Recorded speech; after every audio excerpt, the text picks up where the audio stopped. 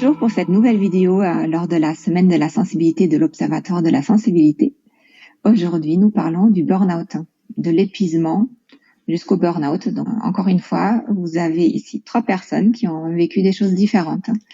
Donc, qu'est-ce que c'est le burn-out? Est-ce que tout le monde est allé jusqu'au burn-out? Quels sont les signes pour nous alerter et pour mettre en place des choses pour ne pas passer de l'épuisement intense au burn-out. Je vais commencer par vous parler de ma propre expérience. Donc, de mon côté, je n'ai jamais vécu de burn-out. Par contre, d'immenses périodes de fatigue, des immenses périodes pendant ma reconversion professionnelle, avec des enfants qui deviennent des adolescents et en fait, les échanges changent au sein de la famille. Donc, du coup, ce sont toujours des moments en fait où il faut se mettre en question, où le quotidien change, qui ont chez moi provoqué vraiment des fatigues immenses. Et ces fatigues-là, parfois, je sentais que si là, tout de suite, je n'allais pas faire un time-out, en fait, j'allais basculer de l'autre côté et que j'allais pas pouvoir me lever le matin. Ce sont donc des moments où, au niveau de mon corps, je n'avais plus aucune envie de faire quoi que ce soit. Et où la fatigue, moi qui fais pas mal de sport, impossible à me lever pour aller faire du sport alors que c'est quelque chose que j'adore. Je n'arrivais plus à aligner mes phrases, plus pouvoir, je visualisais des mots mais impossible de les dire. Aussi en fait la mémoire qui me jouait un grand détour, je confondais des choses, j'oubliais des rendez-vous. Et donc de mon côté, j'ai toujours pu m'arrêter avant de basculer de l'autre côté où du coup il n'y a plus de force dans le corps. Comment est-ce que je l'ai fait? C'est qu'en fait je connais mon doudou à moi pour me reposer. C'est vraiment mon fauteuil avec mon livre et des livres qui vont être soit des romans rigolos, soit des polars. En fait, je pars dans un autre monde au final. Et cet autre monde devient un peu le mien pendant un certain temps et où en fait ma tête, elle arrête de penser parce que je suis dans l'histoire. Et ça, j'ai besoin de le faire dans un calme. Donc, quand je l'explique aux autres, je dis que je suis fatiguée, que j'ai besoin de me reposer physiquement et mentalement. C'est surtout ce repos mental qu'il me faut à ce moment-là. Et donc, à côté de ça, ce dont j'ai vraiment besoin également, c'est le contact avec la nature, aller dehors, marcher, aller dans la forêt et de faire du sport au final, parce que malgré cette fatigue immense, finalement, j'ai besoin aussi de faire des petites doses de sport, aller courir à un tout petit rythme pour après libérer mes endorphines et me sentir bien. Et c'est petit à petit, en fait, en faisant cette mise en place-là, en écoutant ma fatigue physique, en la comparant aussi à la fatigue mentale, c'est de me dire, je me suis écoutée et au fur et à mesure, j'ai de l'énergie qui va remonter, en fait. Donc, voilà pour mon expérience à moi, qui est très personnelle. Maintenant, Marie, est-ce que tu peux me dire comment toi, tu as vécu l'épuisement? Oui, alors comme toi, moi je pense m'être arrêtée avant le burn-out. Enfin, de toute façon, c'est sûr, parce qu'on le sait quand on va jusqu'au burn-out. Je ne vais pas forcément revenir sur les signes, puisque tu les as bien expliqués. Moi, c'était dans le domaine plutôt professionnel, avec grosse charge de travail. En fait, ça a démarré par là. Et puis, voilà, moins envie de faire certaines choses. Et du coup, le paradoxe de j'ai moins envie de faire des choses, mais pour autant je me lève plutôt parce que ma to-do list est à rallonge, donc je démarre plutôt au travail, je pars la dernière du bureau parce qu'en fait t'as des trucs à faire et puis comme t'as des réunions au moment où des horaires classiques où tout le monde est là, et ben t'essayes de travailler avant que les gens arrivent et finalement après que les gens soient partis. Et donc en fait, moi c'était ça, je suis tombée dans un espèce de cercle vicieux où j'étais déjà super fatiguée, je me levais encore plus tôt, je rentrais encore plus tard. Et donc, il y avait plus de place pour rien d'autre, en fait. Et donc, moi, c'est ça le signal qui a été le plus fort, c'est de se dire, je n'ai plus rien de planifié dans ma vie personnelle à côté. Le travail prend toute sa place. Et là, gros signal d'alerte parce que je me suis dit, mais en fait, je peux pas continuer comme ça. Enfin, c'est pas possible. Ma vie était consacrée à mon travail et en plus, il y avait quelque chose qui ne me plaisait pas, qui ne me convenait pas dans la façon de rythmer mes journées, on va dire ça comme ça. Donc ça a été quelque chose que j'ai vécu et donc moi, comment j'ai fait pour passé ce cap-là, je me suis dit, il y a quelque chose qu'il faut changer. Donc, j'ai essayé des petites choses. J'ai essayé de faire du sport, faire du yoga, faire de la méditation. Tu fais de la méditation, tu es assis sur ton tapis ou allongé, tu arrives à rien faire parce que ton mental, il est à 90 000 à l'heure. Donc, ça, c'est complètement impossible. Enfin, bon, voilà. Donc, j'ai essayé plein de choses comme ça. Il y a des choses qui fonctionnent dans d'autres cas de figure, hein, évidemment. Et en fait, ce que j'ai fini par faire, c'est que je me suis dit, j'ai testé suffisamment de choses différentes. Finalement, il y a peu de choses qui fonctionnent là à l'heure actuelle, parce qu'il y a des choses qui refonctionnent maintenant, qui avaient fonctionné avant. Et c'est un peu le message que je veux faire passer aussi, c'est que c'est pas parce qu'il y a quelque chose qui ne fonctionne pas ou ne fonctionne plus à un moment donné qu'il faut le laisser tomber. Ça a fonctionné peut-être avant, ça fonctionnera peut-être après, mais là en ce moment, si on n'est pas en capacité d'accueillir ce qu'on essaye de transmettre à notre corps, que ce soit de la méditation, du sport, une nourriture particulière ou quelque chose comme ça, ben en fait notre corps ne peut pas le recevoir. Il y a des moments comme ça où en fait on dit stop, quoi. Et donc moi, ce qui a fonctionné, c'est que j'ai décidé de prendre le taureau par les cornes et je suis partie en bilan de compétences. Et en fait, ce bilan de compétences, au-delà de partir sur un changement de vie professionnelle, en fait, le premier truc que j'ai fait, c'est de remettre du temps et de l'espace dans ma vie personnelle. Et vraiment de prendre des moments. Moi, je suis beaucoup dans la transmission d'informations, dans la connaissance, etc. Et donc, en fait, le premier truc que j'ai fait, c'est que je suis allée m'inscrire en tant que bénévole dans une maison de quartier pour aller aider les enfants du coin à faire leurs devoirs une fois par semaine. Et donc, en fait, c'était un rendez-vous. Donc, je devais finir le travail plus tôt. Donc, casser ce cercle vicieux de je suis tout le temps au boulot et j'y suis constamment, se dire j'ai ce rendez-vous avec les enfants, je leur ai promis d'être là, donc il faut que je sois là, donc je m'organise dans mes journées de travail pour me libérer du temps et pour pouvoir aller faire ça.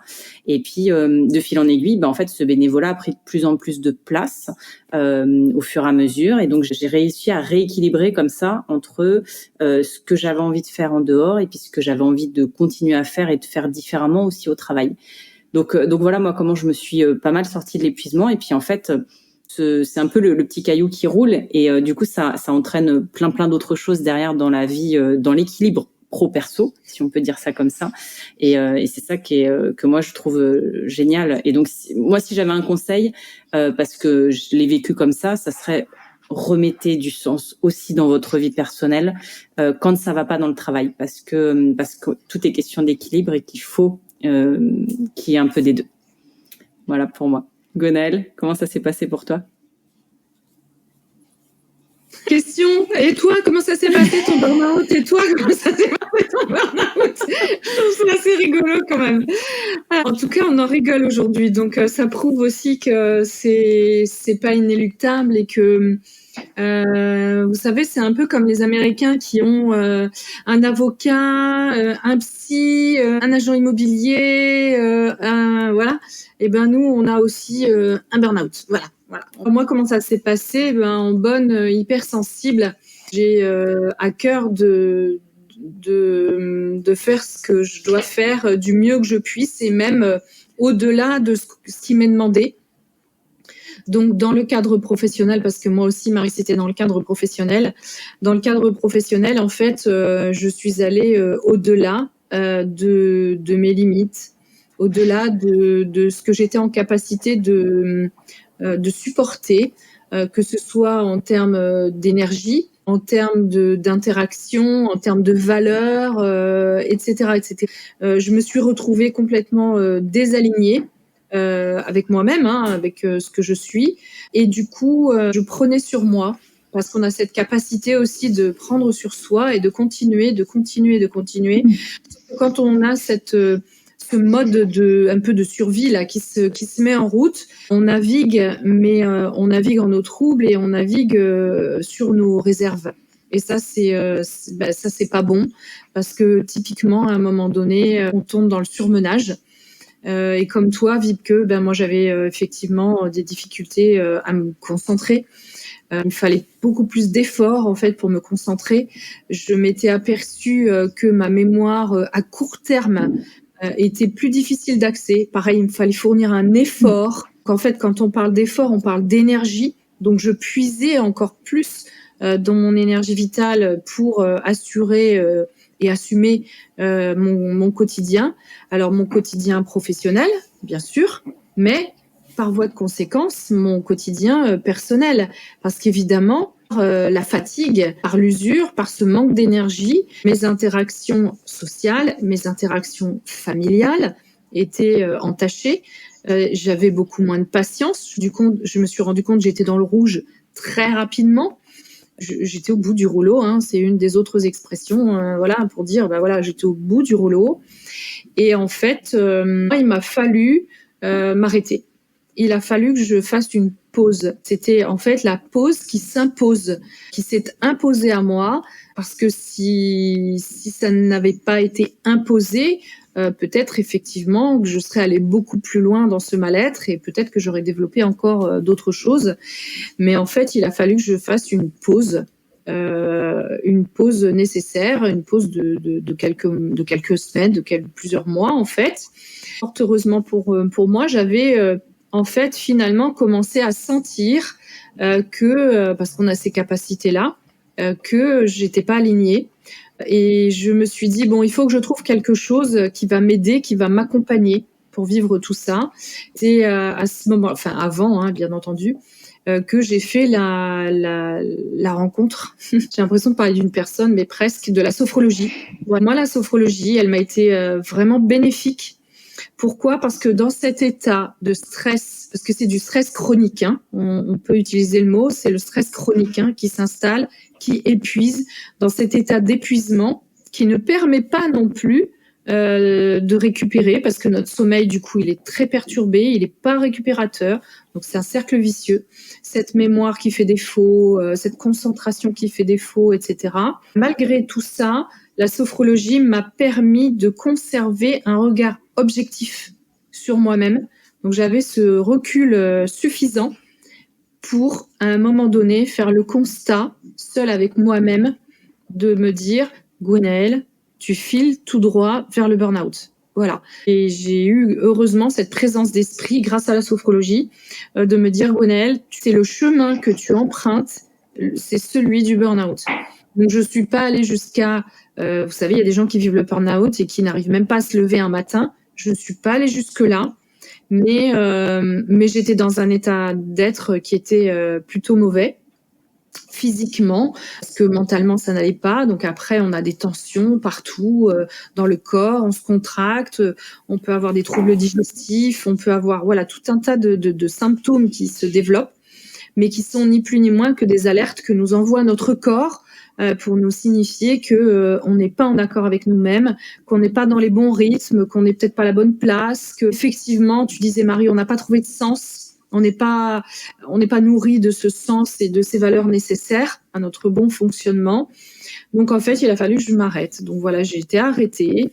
Au départ, j'ai eu beaucoup de mal avec ça parce qu'on a cette appétence à vouloir faire bien, à vouloir, voilà, on est des bons soldats. Donc au départ, j'ai eu un peu de mal avec cette pause, et puis finalement cette pause ça a été salvateur parce que ça m'a permis effectivement de faire un temps d'introspection, de comprendre ce que je voulais, ce que je ne voulais pas ou plus, de faire du tri dans tout ça, de justement me réaligner, me recentrer tout en continuant la sophrologie. Voilà, ça a été du coup pour moi un nouveau départ professionnel. Ça a été finalement, vraiment je le dis, ça a été pour moi salvateur. Pour burn-out, c'était la pause qui s'impose, mais cette pause qui s'impose, j'en ai fait, j'ai utilisé à bon escient et voilà, j'en ai fait quelque chose de positif. Et si je devais justement donner quelques conseils là, au-delà de cette expérience que j'ai vécue, bon, vous avez compris que du coup j'avais été accompagnée par la sophrologie. Donc, comme vous l'avez dit, hein, respirer, ça c'est la base. Parce que quand on est dans cet état comme ça, on est en apnée, hein, on se rend pas compte, mais inconsciemment on est en apnée. Et quand on est en apnée, on s'alimente pas d'air, d'oxygène, donc ça a des conséquences forcément sur notre métabolisme. Respirer, faire des pauses et respirer, vraiment prendre un temps pour soi et respirer. Ça me paraît être la base. Il y a plein de vidéos sur YouTube de gens très bien qui proposent des exercices de respiration en 3 temps, en 4 temps, la respiration carrée, voilà, par exemple. Ça, ce sont des choses qu'on peut faire facilement au bureau, même dans les transports en commun, dans les salles d'attente. On peut prendre un temps, mettre ce temps à profit pour respirer. Ça, je pense que c'est la base. Ça permet de se recentrer, de retrouver du recul et d'être moins dans cette émotion, parce que tout ça, ça nous génère énormément d'émotions. Puis, du coup, a posteriori, j'avais envie de vous dire se respecter. Se respecter, c'est s'écouter. Quand on a besoin de faire une pause, il faut la faire. Et il faut pas aller au-delà. Au-delà de nos propres limites qu'on connaît dès lors qu'on s'écoute. Donc, s'écouter, respecter ses limites. Comme disait Wiebke, respecter son énergie, c'est essentiel.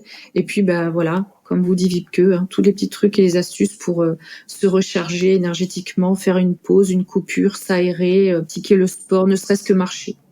Tout simplement marcher dans un lieu vert. Ça peut être un parc, ça peut être la campagne, la montagne, le bord de mer, peu importe. Être au contact de la nature, c'est très, très, très bénéfique. Respirer, se respecter, se recentrer et accepter que nous sommes faibles. Accepter que nous ne sommes que des êtres humains, nous ne sommes pas des superwomen et que voilà, on a aussi le droit d'avoir besoin d'une pause et on a aussi le droit d'aller jusqu'à cet épuisement pour comprendre certaines choses. Mais comme le dit Wiebke, le sentir venir après, reconnaître les marqueurs pour éviter d'aller jusque-là, c'est tout de même mieux. Je sais pas ce que vous en pensez, les filles. Alors moi, je vais être une superwoman quand même, mais une qui sait dire non, parce qu'elle connaît ses valeurs, elle connaît ses limites et elle ose les dire. Donc, je trouve qu'en fait, on peut être les deux, mais seulement si on a fait ce travail sur soi. Ce qu'elle vous a dit à Gwenaëlle, c'est qu'en fait, elle avait la sophrologie. Et justement, en fait, si vous, là, tout de suite, vous sentez très fatigué, vous avez l'impression que vous êtes proche d'un burn-out familial ou professionnel, il faut pas rester seul. Soit vous pouvez en parler en famille, au travail, avec des amis, des collègues, ou alors je vous appelle à faire appel à un thérapeute, celui qui vous convient en fait. Chacun vous apportera autre chose. Gwenaëlle en sophrologie, elle va vous apporter en fait le fait de pouvoir respirer, de visualiser autre chose, de partir dans votre tête et de trouver un calme que vous n'avez peut-être pas trouvé depuis un certain temps. Marie, elle va vous aider à trouver des limites, à connaître vos valeurs pour vraiment savoir finalement si on dit non à l'autre, finalement on se dit oui à soi-même pour vraiment s'exprimer et se respecter, comme disait Gwenaëlle. Et en naturopathie, en fait, on a cette analyse du quotidien de la personne pour voir quels sont aussi tous les nutriments qui vont manquer pour que le corps puisse fonctionner correctement. Parce qu'en période de stress, en fait, il va puiser énormément dans tout ce qui est minéraux et vitamines. Et donc, il faut lui donner des choses parce que justement, quand on arrive en fait au burn-out total où le matin on ne peut plus se lever, le corps est à plat, les surrénales sont complètement épuisées et il n'y a plus rien pour faire fonctionner correctement l'état hormonal de tout le corps. Et donc avant d'arriver à ça, surtout, faites appel à quelqu'un, peu importe qui, allez voir votre médecin traitant, parlez-en. Ce qui est important, c'est en fait d'en parler et ne pas rester seul. Wiebke, tu me confirmes, quand on est dans un état de stress comme ça, on a aussi une attirance, en tout cas moi c'était mon cas, on a l'attirance vers le sucre, parce que le sucre c'est un carburant et c'est un carburant dont le cerveau a besoin et comme on est en sursollicitation, on aurait peut-être aussi tendance à aller chercher du sucre, même sans s'en rendre compte. Que tu confirmes ça, enfin en tout cas moi c'est ce que j'ai vécu. C'est exactement ça. Et puis, en final, on dérègle encore plus de choses parce qu'on rentre à chaque fois dans des cercles vicieux et dans un cercle vicieux hormonal, en fait, derrière, si on ne peut plus fonctionner correctement, on va précipiter encore plus vite, en fait, le burn-out total. Ouais, c'est là où on a un sentiment d'apaisement que nous apporte le sucre, de comment ça s'appelle, hein, de satisfaction. Mais c'est un instant très court, un instant donné qui appelle encore à en consommer. Et puis finalement, en consommant du sucre à haute dose, en tout cas une dose dont on n'a absolument pas besoin, ça va avoir des conséquences, comme tu l'expliques, sur notre métabolisme, en fait, notre équilibre interne. Et justement, quand on est dans un état de fatigue et d'épuisement aussi avancé, on a mis en place plein de cercles vicieux. Marie a évoqué les cercles vicieux au travail, où en fait on va rester plus de temps pour faire la to-do list, aller toujours au-delà. Et en fait, donc c'est pareil, un cercle vicieux au travail, un cercle vicieux en famille, au niveau de notre corps. Et donc c'est vraiment ça que j'ai envie de transmettre. Aller faire quelque chose pour casser un par un les différents cercles vicieux qui se sont mis en place. Et donc pour ça, soit consulter, soit en fait par rapport à ce que vous avez entendu, essayez de faire par vous-même. Mais les conseils sur Internet parfois ne sont pas suffisants parce que c'est pas assez adapté à votre propre situation et que vous dites moi j'y arriverai pas à faire ça. Il y a toujours possibilité de faire quelque chose et ça en fait d'aller consulter quelqu'un qui va vous écouter vous avec votre situation personnelle permet en fait justement d'aller plus vite. Ouais, à ce sujet, Marie, j'aime bien parce que toi, tu as communiqué sur ton compte Instagram un pas, en faire un petit quelque chose, en fait. Parce qu'on a aussi cette tendance à se faire une montagne, à se dire qu'on va faire des trucs extraordinaires, mais c'est pas ça, en fait. C'est ce que tu dis, Vibeke, hein. C'est faire une petite chose, de faire un petit pas, mettre vers un autre petit pas et un autre petit pas. Tu nous confirmes, Marie, c'est comme ça que tu l'expliquais, toi? Oui, mais c'est exactement ça. Et moi, c'est comme ça que je l'ai vécu aussi. Et même, tu vois, enfin, par rapport à ce que tu disais, que si les personnes ne peuvent pas consulter de suite, tous les conseils ne sont pas non plus à jeter à la poubelle et on peut essayer des choses. On sait quand même, en général, où il faut se rappeler un petit peu quelques mois ou années en arrière ce qui nous faisait du bien et puis réessayer ça. Et puis on essaye quelque temps. Si ça marche pas, on essaye autre chose.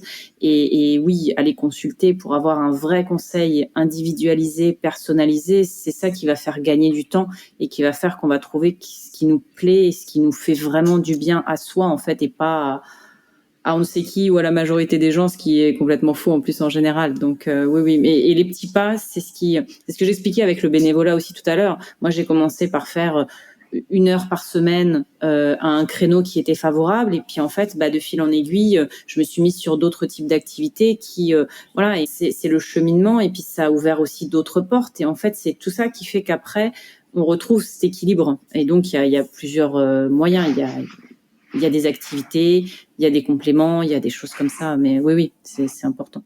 Et puis le burn-out on en parle aussi de plus en plus et donc on a quand même aujourd'hui, tous les signaux sont quand même visibles, en tout cas écrits. Donc après, voilà, quand on sent qu'on arrive vers cet épuisement, on est quand même sensibilisé aujourd'hui. Donc, pas hésiter à aller regarder ce que c'est, sur quoi est-ce que je me reconnais et où est-ce qu'il faut que j'aille faire peut-être un peu attention déjà par moi-même. Si je peux pas de suite consulter, mais sinon oui, bien sûr qu'il faut. Je suis d'accord avec toi, Marie. Je voulais faire ce petit rappel-là, c'est que si à un moment donné on est complètement égaré, il faut surtout pas hésiter d'aller consulter son médecin généraliste. Parce que de toute façon, ça reste une oreille, ça reste un professionnel dans le milieu médical. Et peut-être qu'à un moment donné, lui va pouvoir vous accueillir, vous entendre, vous écouter et pourquoi pas vous orienter vers d'autres thérapeutes. Comme dit Vibeke, essayez. Moi, je vous ai parlé de la sophrologie, c'est ce qui m'a parlé à moi. Il y a bien d'autres choses. Il y a de l'hypnothérapie, il y a du reiki, il y a du shiatsu. Je crois que Vibeke, d'ailleurs, tu fais d'autres propositions en parallèle de la naturopathie. Oui, pour moi, en fait, à revenir au corps, apaiser le système nerveux permet justement à travers le toucher. Donc le shiatsu, pour moi, il est idéal parce que il permet vraiment à retrouver un système nerveux parasympathique qui souvent est complètement à côté de la plaque quand ça va plus. Et donc du coup, toutes ces techniques-là permettent de apprendre à écouter son corps. Parce que finalement, souvent, quand on est épuisé comme ça, on se coupe des sensations ici. Là, en fait, en dessous, on ne sent plus ce qui se passe. Et donc, dès qu'on fait, peu importe, un massage bien-être, la réflexologie plantaire, pour ceux qui n'aiment pas qu'on touche le corps, de toucher rien que les pieds, en fait, on peut stimuler des choses. Et donc, pour moi, effectivement, ce médecin généraliste est vraiment très important aussi pour exclure s'il n'y a pas autre chose. parce que en fait une grande fatigue peut toujours cacher une maladie, et donc de faire des vérifications également. Et donc pour moi c'est vraiment le point central aussi pour pouvoir orienter par la suite. Et si on vous parle, on a fait le choix de vous parler de ce sujet-là, burn-out, parce qu'on pourrait se dire, mais c'est quoi le rapport en fait on est dans la semaine de l'hypersensibilité, de la sensibilité. Marie Wiebke Gwenella, elle nous parle de burn-out.